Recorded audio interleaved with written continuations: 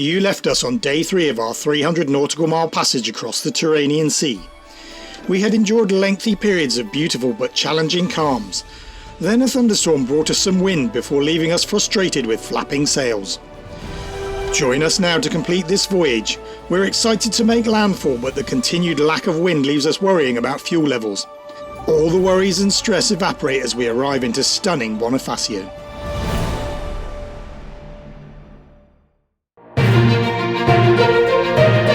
This is Intrepid Bear, a 40-foot sailboat off to explore the world with her crew Ian and Kate.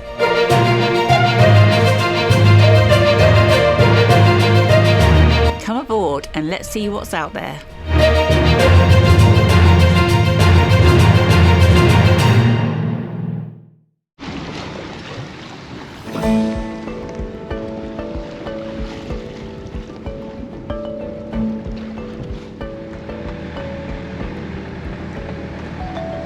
Before too long the wind did return, but now it had turned almost 180 degrees and was coming almost from where we wanted to go. We hoisted the working jib in order to try and sail as close to the wind as possible.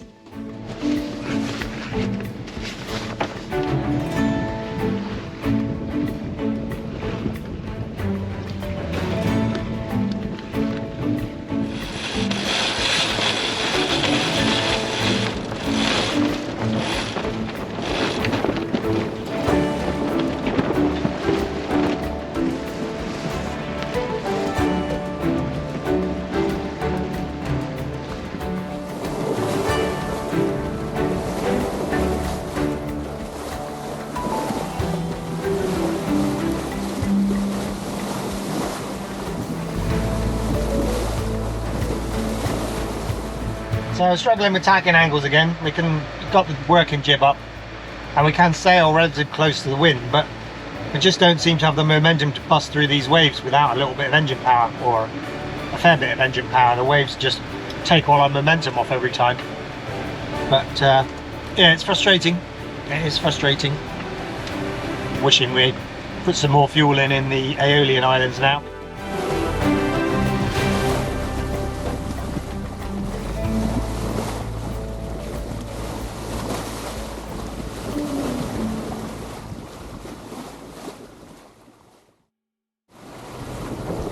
The problem with using the working jib is stowing it again afterwards. Sail folding together is a bit of a nemesis for us. Neither can do it alone, but both have our own idea how it should be done. And the result, after 3 days at sea and little sleep, is that the sail gets stuffed down the forehatch and dealt with once we reach port. Go back to the start. So the trouble we've had in the past is we're both trying to do things differently.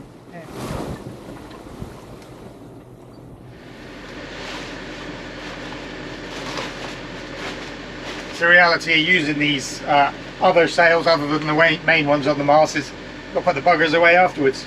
Just got to be a little bit careful with this one, putting it back in its bag in the cabin, because there are some big chunks of metal on here.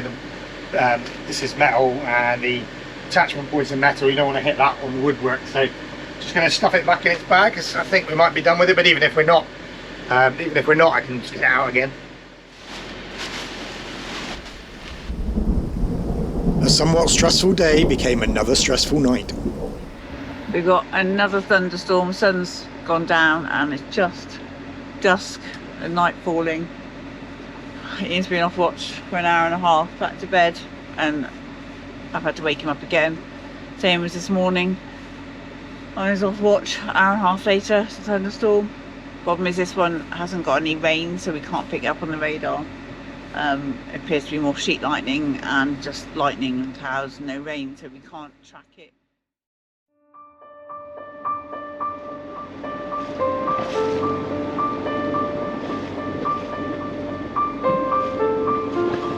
If dawn on day 4 looks anything like the previous 2 dawns, that's because it was indeed yet another windless morning. So it was a day of burning more fuel, but at least we ticked over into the final 100 miles.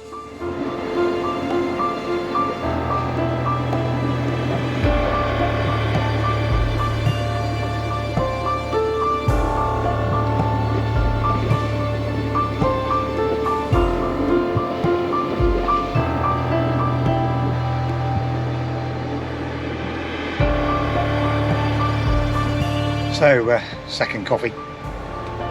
Starting to feel human again. That was a really good off-watch sleep, but it is still only 4 hours. 3.5 by the time you've sort of got your head down and you get up 10-15 minutes early. And it's taken a while to wake up. 2 coffees and a little while to wake up, but I've woken up now and it's good. The sea is flat as you like. You know, I'd love a little bit more wind, but from the right direction and not be smashing into it.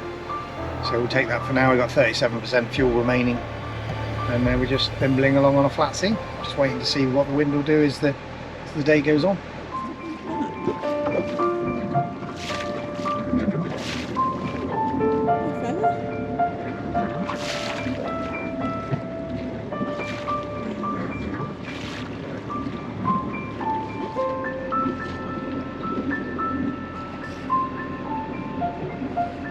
As the windless day wore on, it became evident that summer had started and things were getting warm on board. Hotting up in the galley, darling, to get my blurring tool out.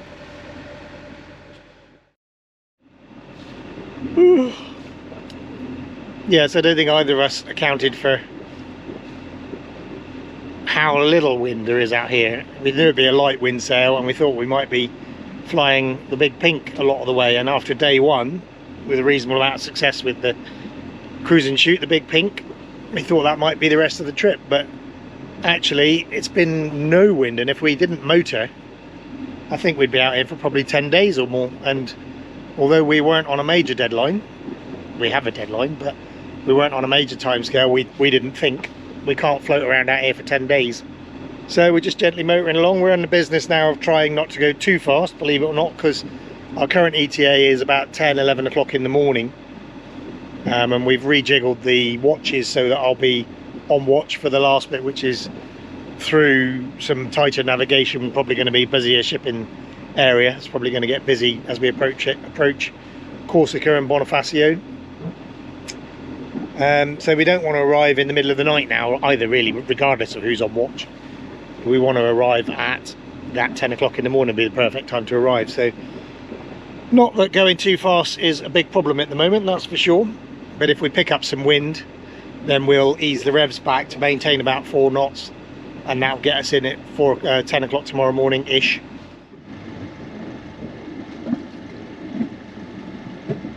Land ho! 5 days at sea, 4 days, I don't know how long it's been. I can see that. So, approaching sunset on what looks like our last night at sea.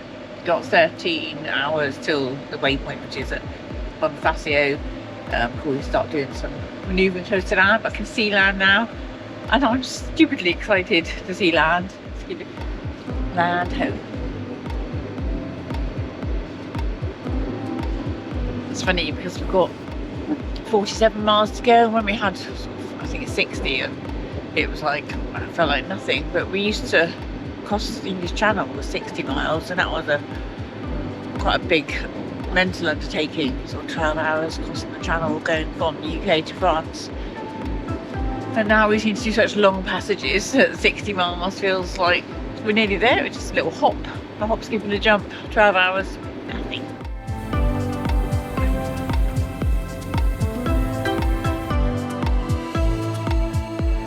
I've been a bit short on updates tonight. Yeah, we've just got some signals, so I've been researching marinas and stuff like that, and Bonifacio Harbour Marina doesn't look too badly priced, so we'll aim to go there for a couple of days. I was showing fuel of 15% at one point, which was a bit of a worry, but I put the dipstick in and that showed 25%. Now the boat is more level, the fuel gauge is back to 24%, so that's a little bit more reassuring. We've got 20 miles to go, so we should be fine, but it's just one of those things you think, I really wish I'd put that last 25% of fuel in before we left Panarea.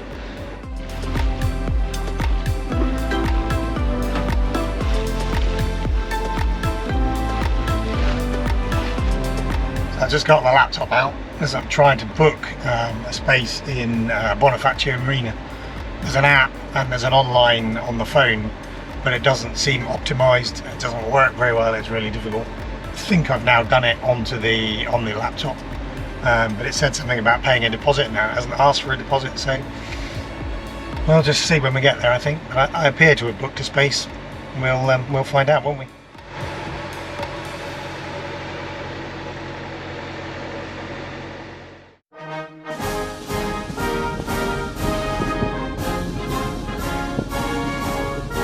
Corsica is a part of France, so the Italian courtesy ensign was swapped for the French one. As we closed in on the coast, Bonifacio was already shaping up to be incredible, but the best was yet to come.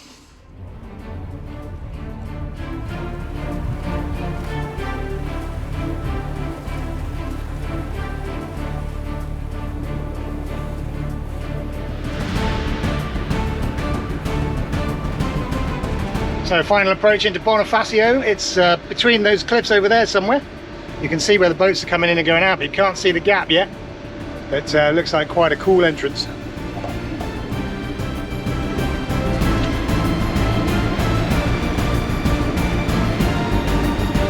One of my favourite things in boating used to be entering a new harbour for the first time. This has become a little more routine since we set sail and are doing it all the time. But entering somewhere as epic as Bonifacio brings all those feelings flooding back. Wow, an entrance! Weirdly reminds me of Dartmouth.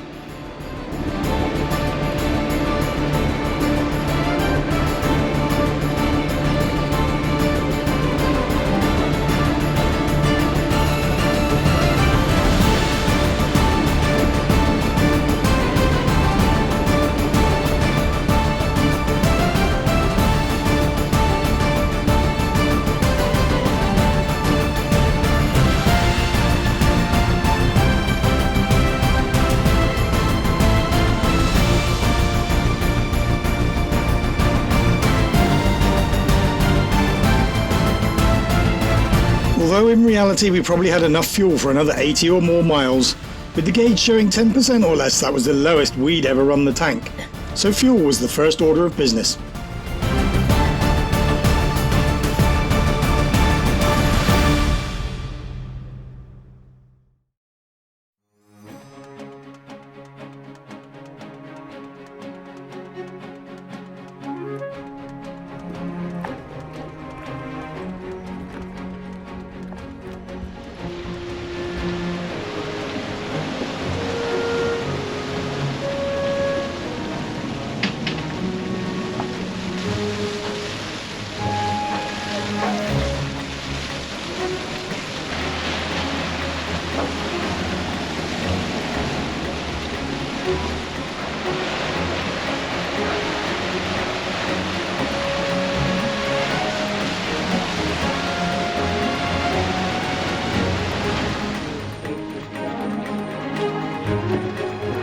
So it's Bonifacio Marina. It's got quite a nice vibe. There's a disco right at the end of the pontoon there.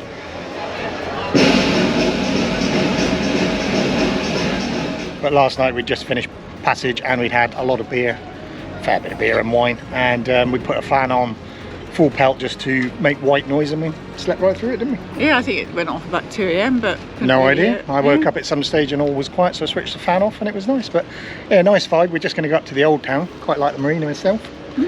And yeah, we're going to go up to the old town and have a look, because as we were coming in you could see the old town is perched on the side of the cliff very precariously. But yeah, we'll go up and have a look around.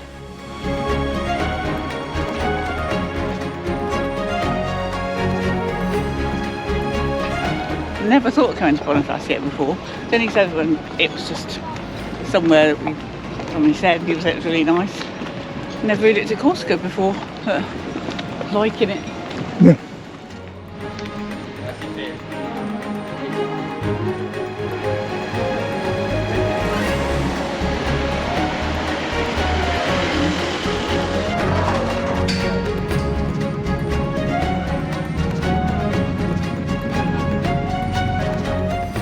So there's quite a small spit of land, literally. There's the sea just out there. Which sea is it? It's Tyrrhenian, isn't it? Okay. Tyrrhenian Sea out there. Although no, on this side maybe not, I don't know, anyway. And the harbour's literally just down behind us. Bonifacio appears to defy gravity in the way it's perched right on a precarious looking overhang.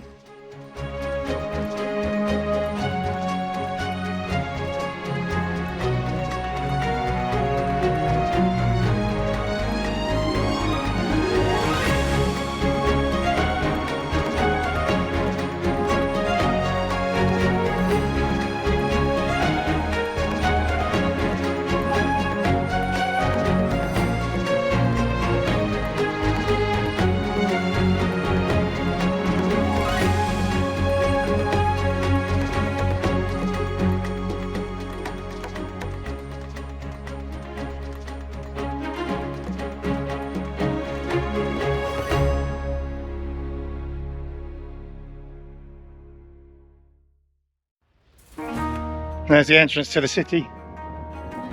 Up there. Our house gets to go to some cool places. Drawbridge control.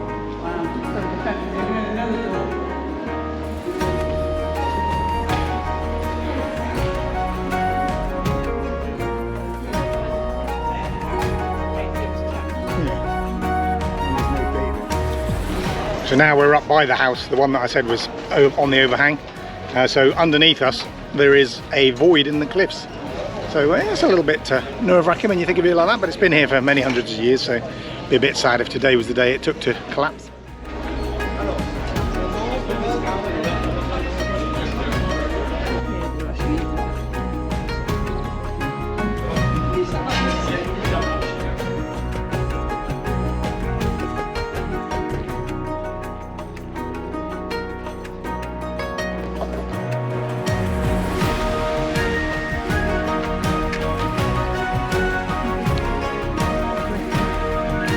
It's just coming down to the harbour entrance. We're seeing some huge seagulls around, but I'm going to see if we can fly baby drone without getting attacked by a huge seagull, get some pictures of the harbour entrance here.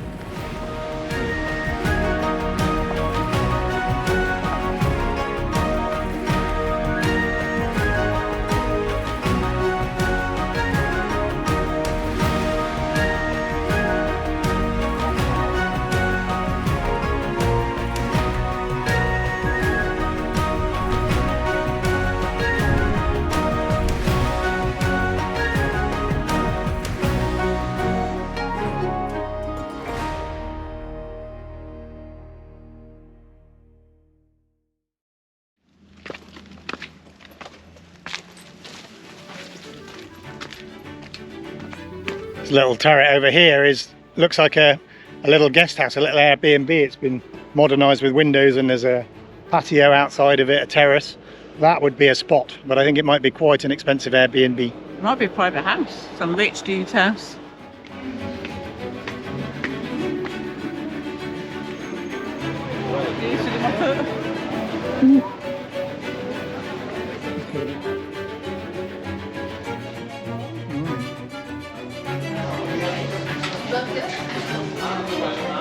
Oh, somebody looks happy. Fruity.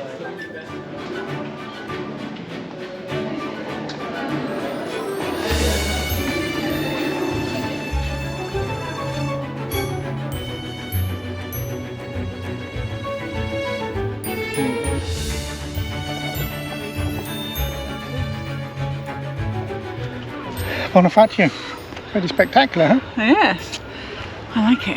Yeah. Quite remarkable, those houses over there, like over the top of a cliff which could just crumble at any time. Although they've been there for hundreds of years, I'm sure. It's a little bit precarious. Now I love my drone footage, but it appears not everyone is such a fan. A near miss for baby drone.